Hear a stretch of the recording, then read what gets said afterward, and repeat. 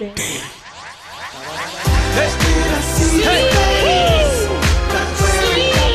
Coming up to 9:30 after 8 here on Sky 99.5 FM.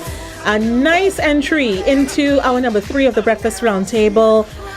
The Truth teaming up with Donnie McClicken and I think Ty Trebet as well on something titled That Great Day. And that helps us segue nicely into a segment in which we're going to be chatting with our friends at the Employers Consultative Association. They have a great day coming up actually.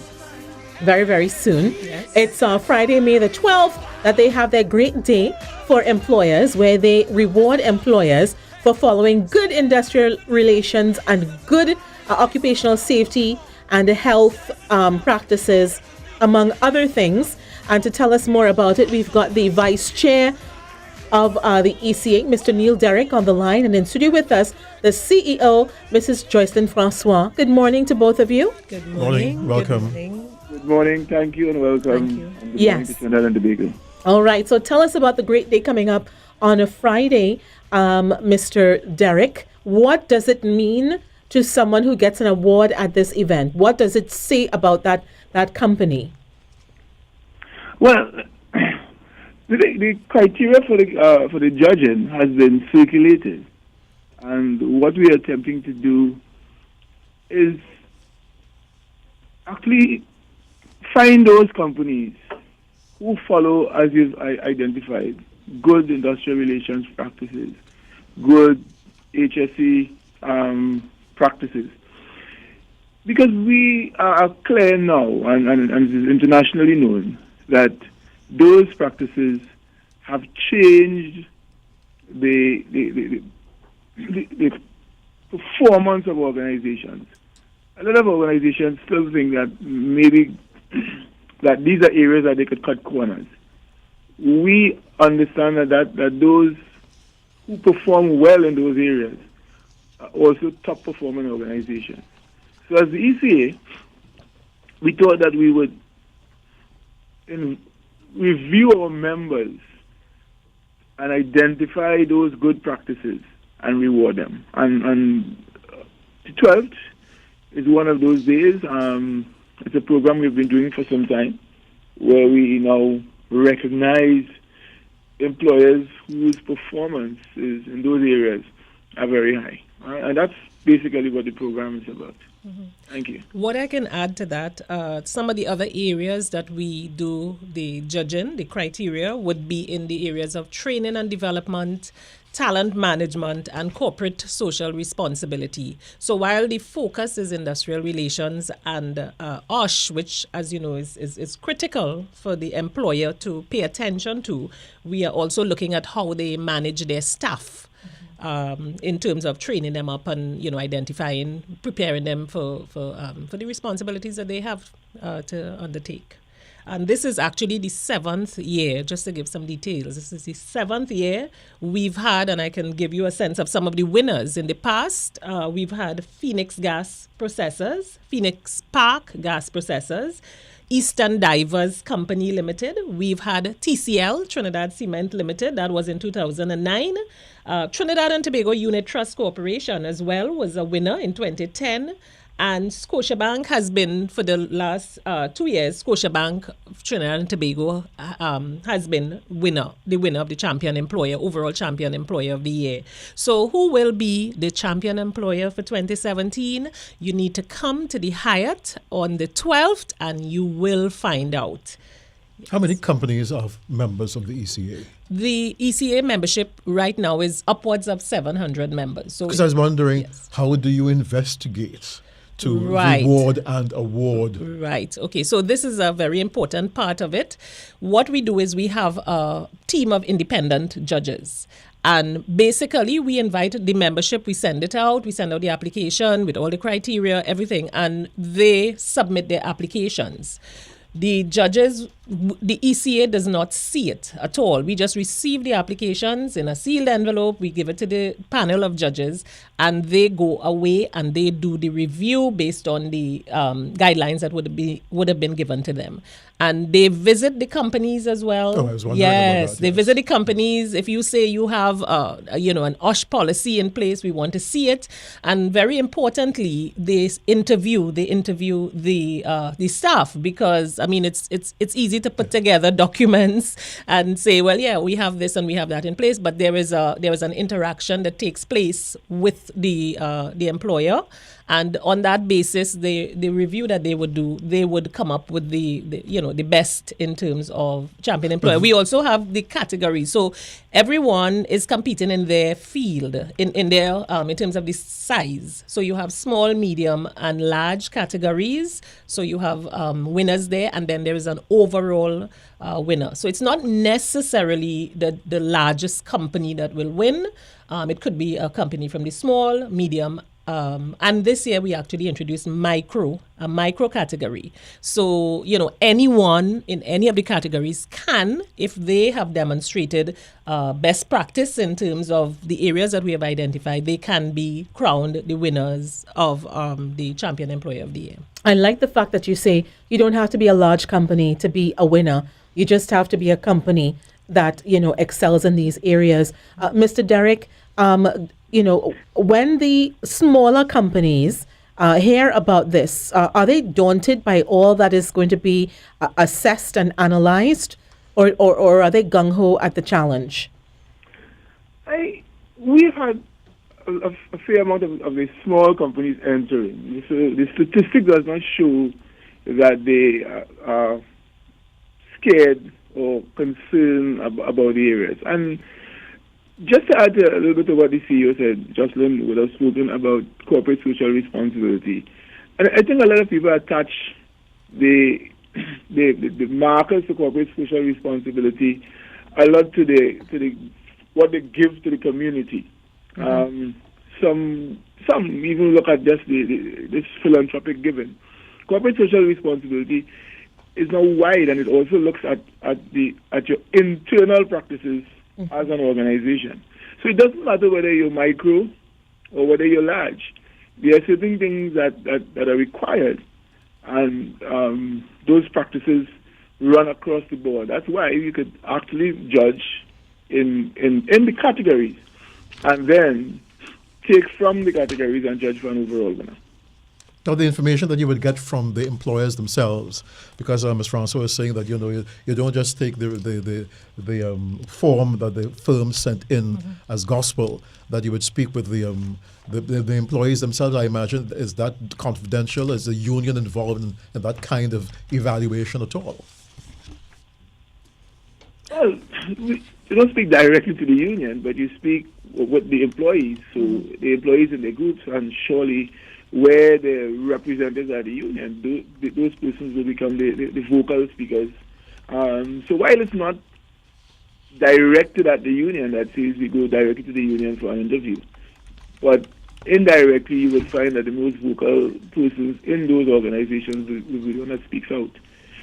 But the real fact is to get from the employees that yes, these practices are in place, and yes, they are aware of them, so that we don't have, as Justin said, a submission that represents a lot of good things, but it doesn't happen on the ground. Mm-hmm. What have you all found? Because I find now that over the last 2 or 3 years, OSHA practices and so on have come to the fore, and places are shut down, OSHA, and so on, as the case might be.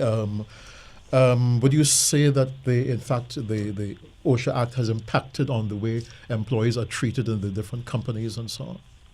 Well, like any law that is passed, etc., you find people will not pay attention as closely as we would like them to until there is some kind of enforcement taking place. Yeah. And what has happened is last week was OSH Week, and the focus was on, sensitizing and making companies more aware of good practice in that area.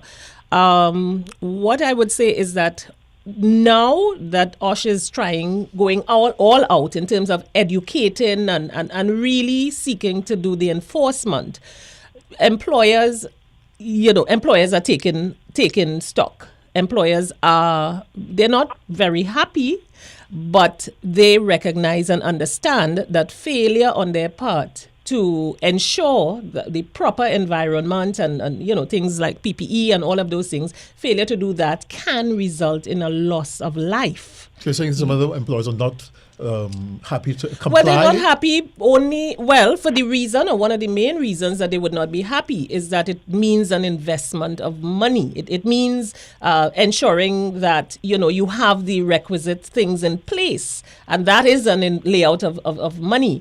But really what you're trying to show them is that this is an investment as opposed to an expense, But it does involve, if you have to ensure that your workplace is of a certain standard, it would require commitment on the part of the employer to make sure that the place is safe. It requires a commitment and some amount of expenditure. And to add a little bit to what Justin is saying, the whole issue of the OSH Act is that the OSH Act would have covered a significant amount of consultation. Yes. It may not be perfect. Yes. And I'm sure that there are areas that could be tweaked. But I think the Act generally represents good practices that have been influenced by a lot of other international practices. And I think the intention is to save lives and no employer could say, or no management of any employer could say that they are comfortable with even the loss of one life or the loss of a limb. Those are things that everybody must be concerned about. So the issue of OSH becoming on the front burner, the issue of ensuring that your practices are aligned to save lives and save limbs, it's a must. It doesn't matter what size your organization is and how you operate. And in the long run, the cost of the output in terms of the cost, it's a number of things, becomes even higher than the preventative cost for the accidents. The statistics show that.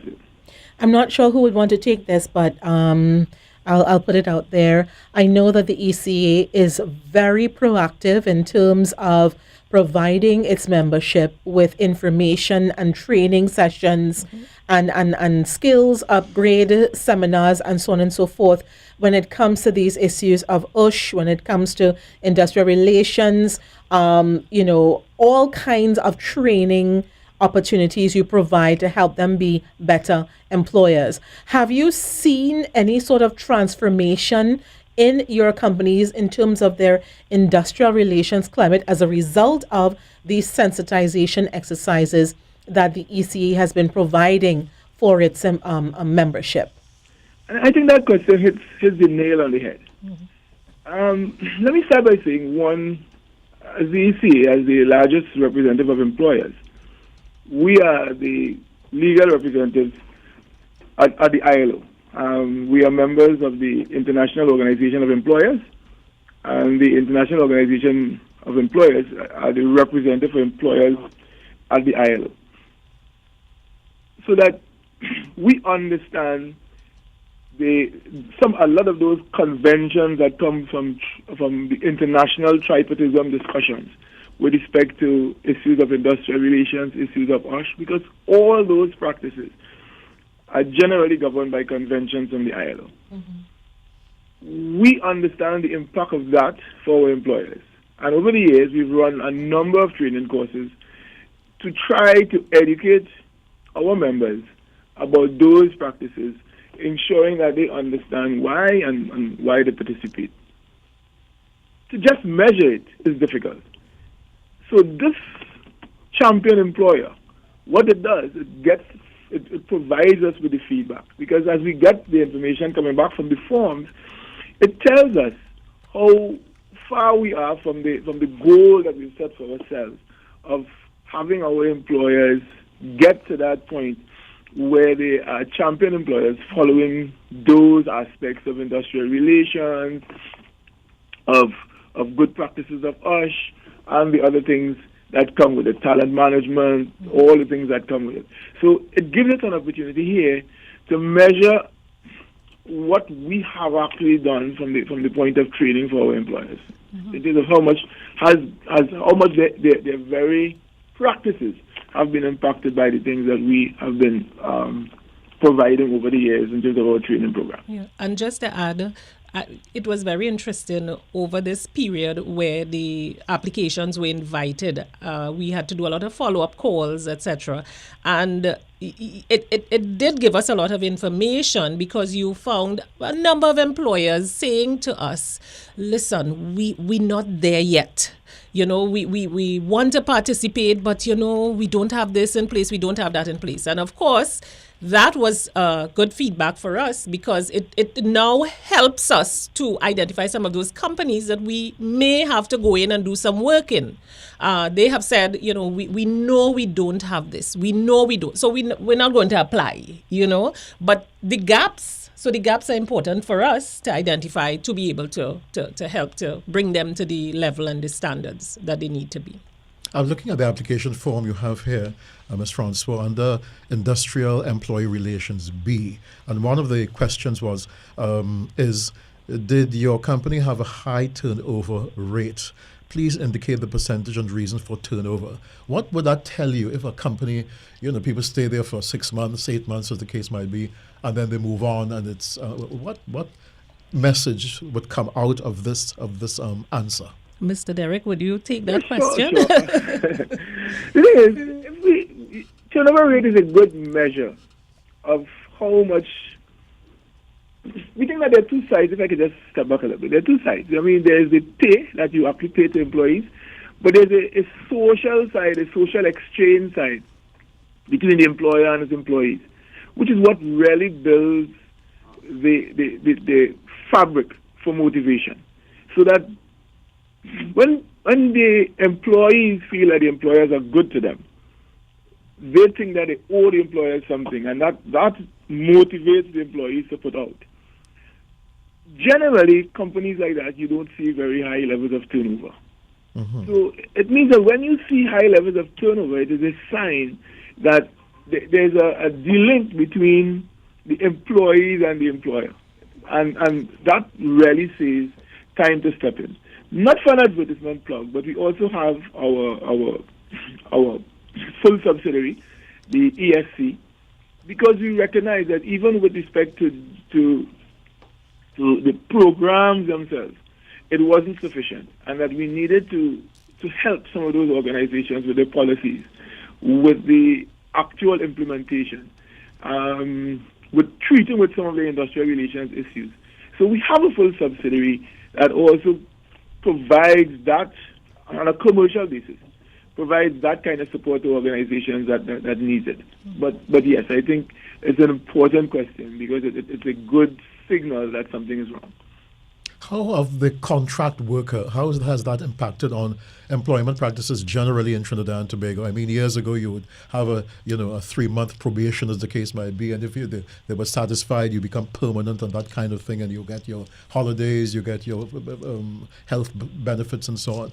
But with the proliferation of contract work, Mr. Derek or Ms. Francois, have you all found that more and more employers are going for the contract route? You work, you get paid. You don't work, you don't get paid. We could give you a couple of notice if you want to leave, and so on. How is it working with a contract worker? Now, there was always a place for contract work, because you could always say for most organizations, there will be a body of work that is standard. And then there's work that could be considered specific to time. Let's say it could be the replacement of somebody that is off. It could be a project that has a very clear start and end. So from the Industrial Relations Act itself, it speaks to workers. It does not speak to a contract. What you find happening is that there's a difference between those employees who are like us, called permanent, and works with an organization and will retire at age 60 maybe. And then there are fixed period employees called contract. It has a start and an end. What we've seen is, in many cases, some companies have moved more to contract. We've heard arguments.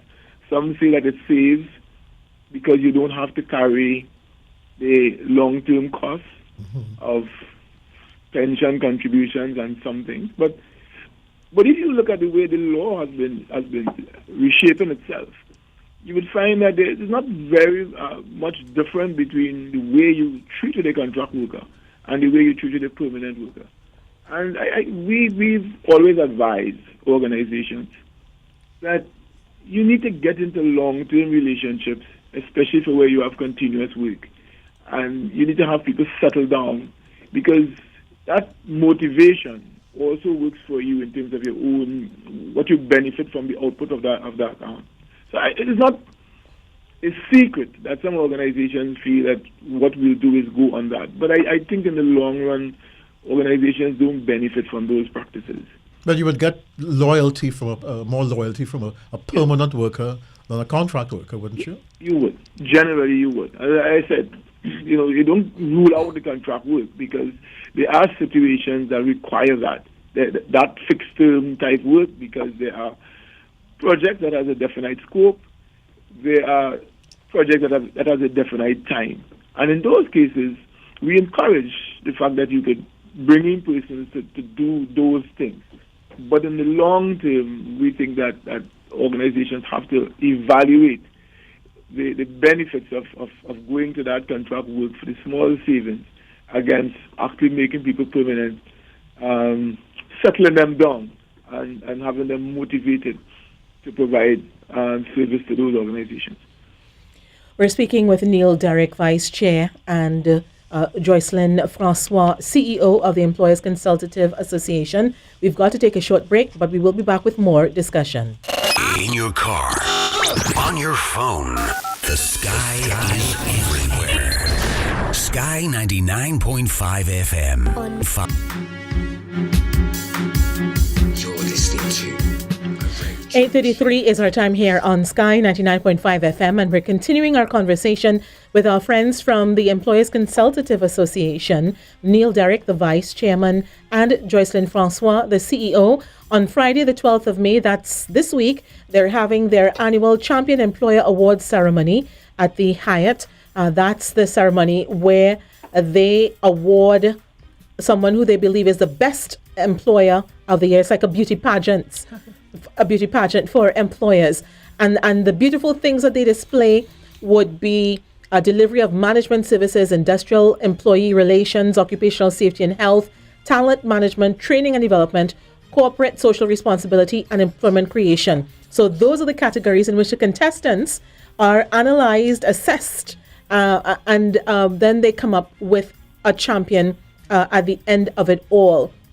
The thing is, though, Mr. Derrick and Mrs. Francois, we see the Employers Consultative Association doing its work with regard to bringing its membership into the 21st century, getting them to embrace new ideas and new concepts with regard to employee relations and the best ways to run their businesses. We see the trade unions, attempting to embrace a 21st century mindset as well, guided by, conventions that are coming out from the ILO. Both of you guided by conventions coming from the ILO, trying to follow international best practice.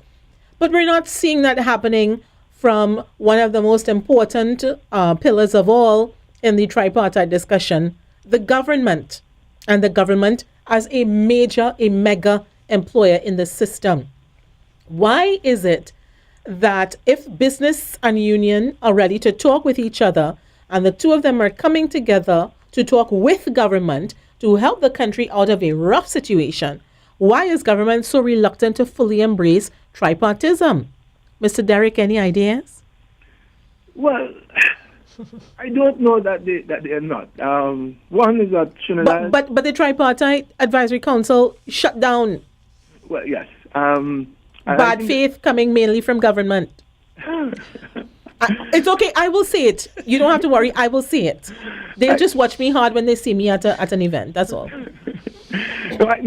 I'm saying that the government has a seat on the ILO's governing body, so that Trinidad is recognized as at this part of the world as one of the countries that participate. We have Barbados and Jamaica, and we all participate at the ILO. So there are obligations that are set forward. The 144 committee, for instance, is a committee that comes out of the ILO convention, which mandates that the three parties sit to look at the implementation of the conventions and also the supervision of those conventions as they work forward. The government has, over the years, also established the advisory council, which is not as functional as it should be.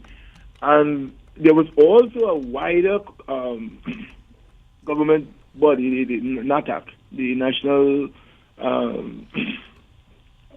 Trade Association Trade. The finance is slipping me slightly, which included even a few more bodies, like the chamber and stuff that was supposed to be part of a wider conversation.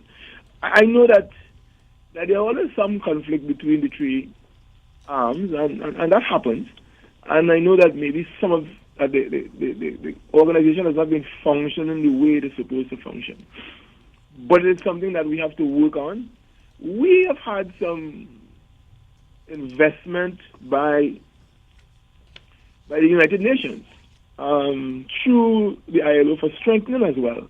And we have been participating, and that's the other arms, the workers' representatives and the employers' representatives have been participating in those exercises. And those exercises have been across the Caribbean for developing our skills with respect to lobbying. And I hear you, and I think that those institutions must function if we are to go forward into the 21st century together harmoniously and developing those, in fact, articulating what is intended by those conventions as we put them into our laws and we put them into practice. So if I was to give an example of that, I take USH, for instance, right? That would have started with a convention. And then the parties would have together discussed how it could be brought into our own laws as a country.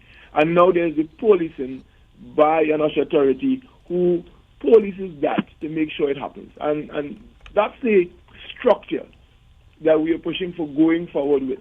And yes, I think I know that we've had invitations to participate, and we have provided our nominees, and I expect that the government would, in short term, have those institutions functioning if we are to move together smoothly. We've also, on our own, started some conversations with the international representative, which is NATUC. They're still recognized by the ILO as the international representative. And we've had some conversations with them about some of those issues that we think we could talk about, and then we could speak with the government about our position on those, hoping that we could find some tripartite position in those discussions around tripartism. But I hear what you're saying, and I expect that the government to be listening. And I know that the country is behind the government to be able to ensure that those institutions come on board very soon and are functional. Mm-hmm. So we could find a way to manage the industrial relations issues in the country by talking more and finding agreements that we could live by. Because I'll tell you something, Mr. Derek, many people were bitterly disappointed that council fell through in the way that it did. I mean, when I say I'm not exaggerating, they were bitterly disappointed because many people recognized the seriousness of what was happening in the country. And they were like, at last, they're going to come together as a unit and they're going to work things out so that everybody can benefit. And then they see, that the thing collapsed. And it wasn't for want of trying on the part of the employers or the union. You understand? So there is bitter disappointment that did not work. Some members of the business community came out and said something. You heard it in their tone. They were very concerned. yes, we've had that from our members, and you could understand why you have that bitterness. We take, for instance, as an example, we take the compact that Barbados had. Barbados was able to, when the Bajan economy was starting to slip, they were able to come together and say, let's find some things that we could find agreement around that could preserve the Bajan dollar where it is and preserve the entire economy. So I could understand the bitterness, because it is in that tripartite conversation that's the best place to find agreement for going forward around things that will save us all. Because we've had issues of negotiations, we've had those things turn into strikes, turn into national protest actions, but the three parties have control over different aspects, and those things must be put on the table, and they must be discussed openly and in a transparent fashion, with the intention to find some working structure for going forward in the 21st century. So I understand the concerns. I understand the emotions. And I know that a lot of people have looked at the Barbados Compact and have looked at it as a way for saving Barbados, as it did. So obviously you would find that. And just to add, there have been many attempts. I know way back in the mid-90s there was Pomalco, and then in 2000 there was another attempt, and you've had many attempts of bringing the three parties together and finding a suite of issue areas that could be discussed and agree around for deciding how the very economy works. So I think there's a lot to happen. I'm sure that somebody's going to take a message back to the government. I think that all is not lost. I'm sure that the parties could come back to the table. Sooner rather than later. Yeah, I think that the intention is for the parties to come back to the table, and I know that they're behind the scenes, they're working at that discussion. But what I was kind of thinking is that there is a certain level of maturity that is required by all parties, especially since these issues that we're talking about for discussion are contentious issues. They're not straightforward. It requires a measure of tolerance on all parts, on all sides. In a family, discussions of difficult topics.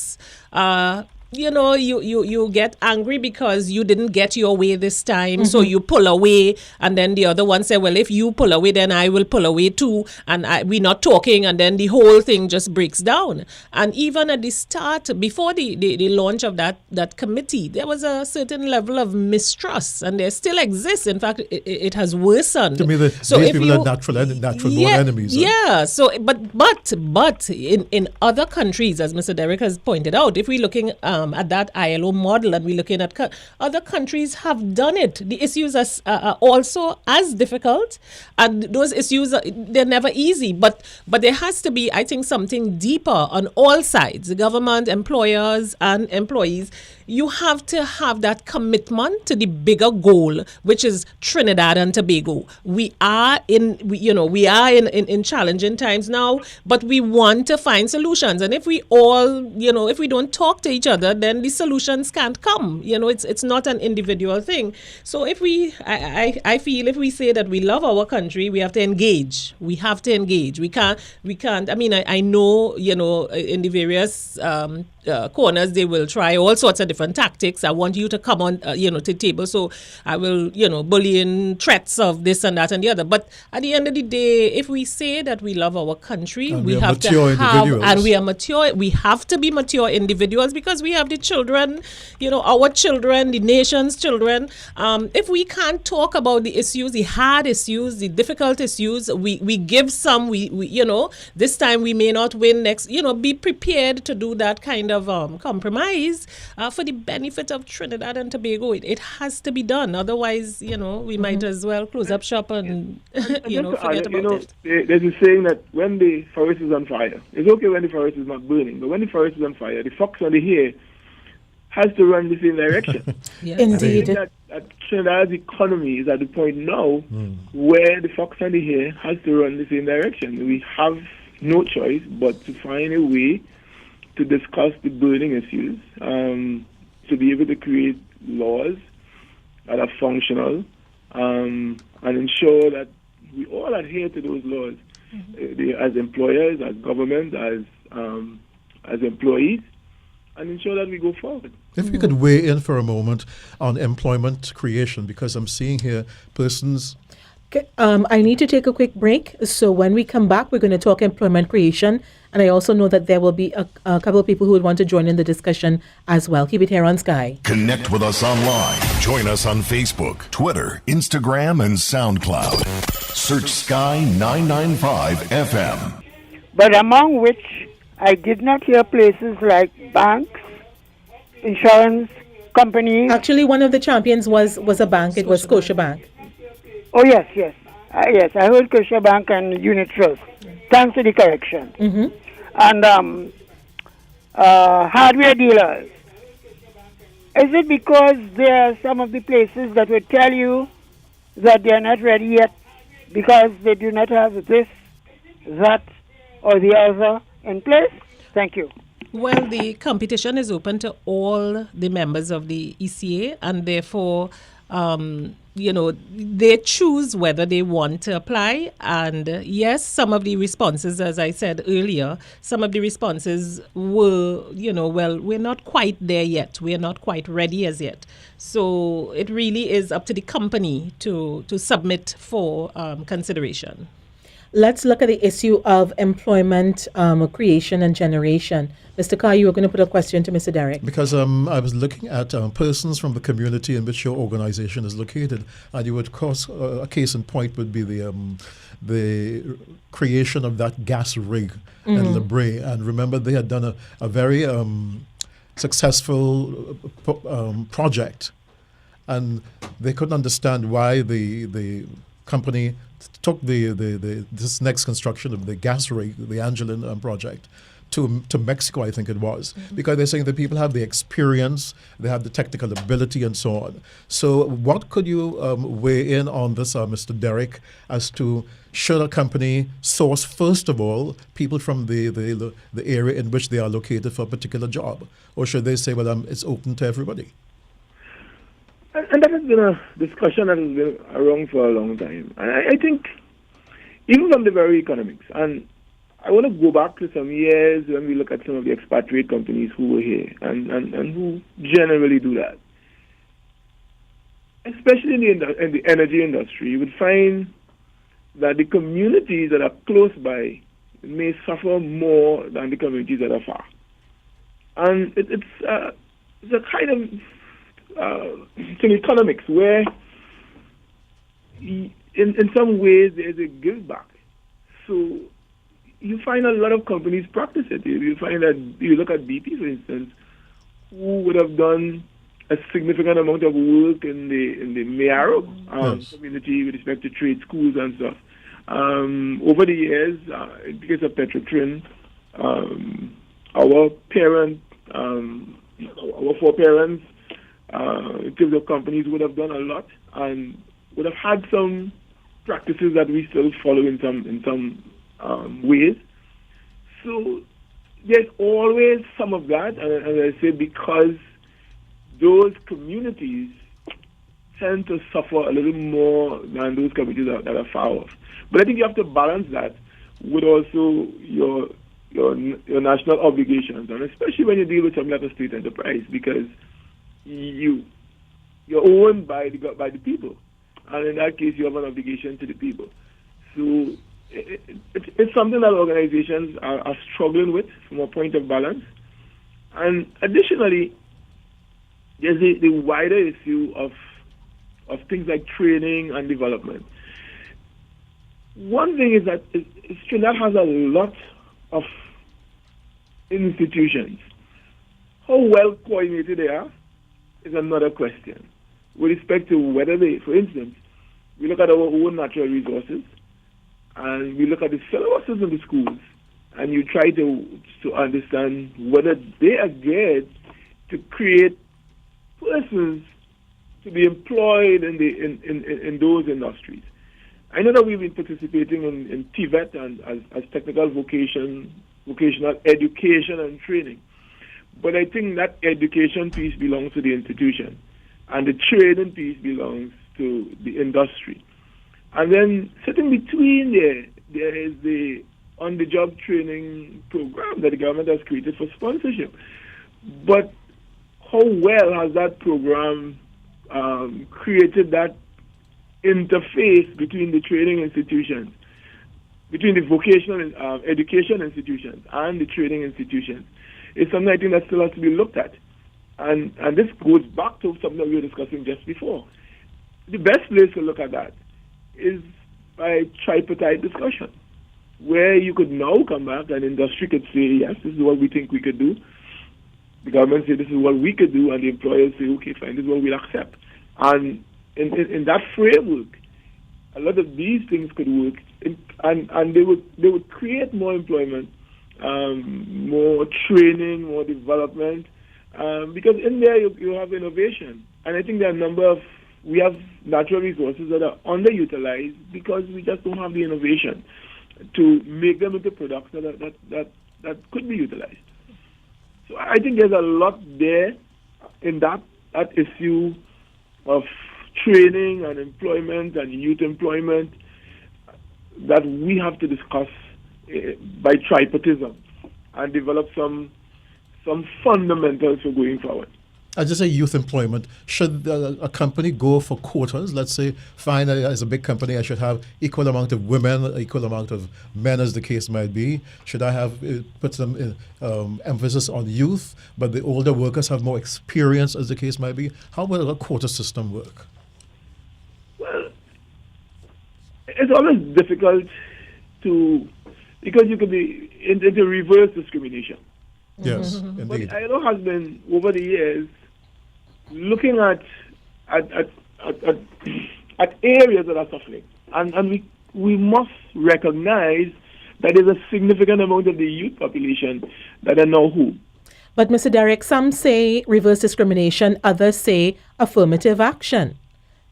And yes, and you're right. And I'm saying there is some level of balance because you look at it and you look at the numbers, and the numbers tell a story. So you can't turn your face on the story. And I was saying just now when we spoke about youth employment, that there is the on-the-job training that the government pays 60% for, and the industry 40%. How well utilized? How well have we utilized that as industry? It's still a telling story, but that has the potential to accommodate a lot of youth and also create youth that are ready for employment.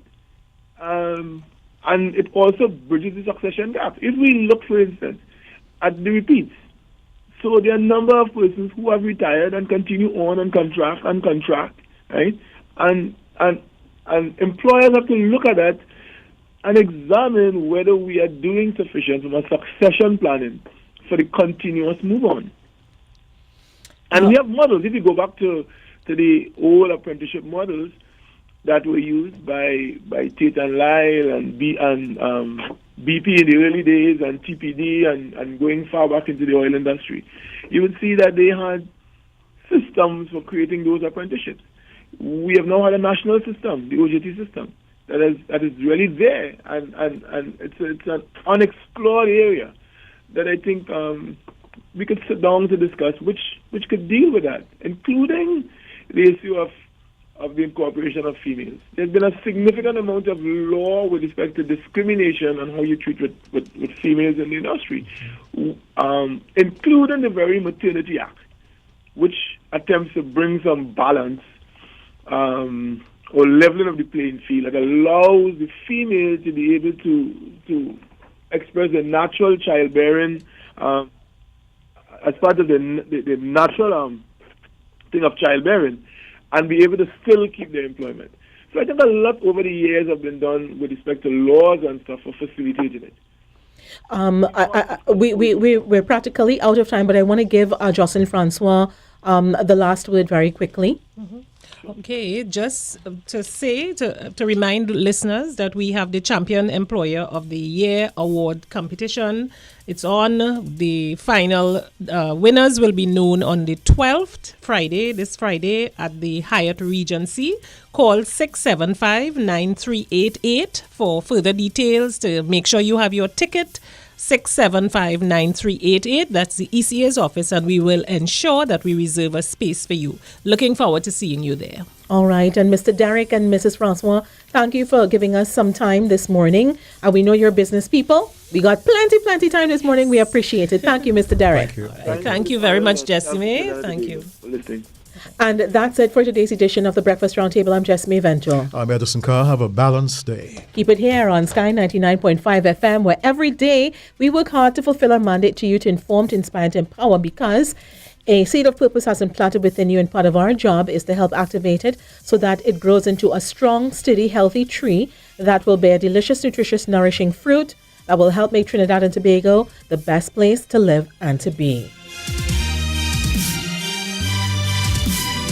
Edison Carr, Jesse May Venture, and Dr. Wayne Haywood on the Breakfast Roundtable on Sky 99.5 FM.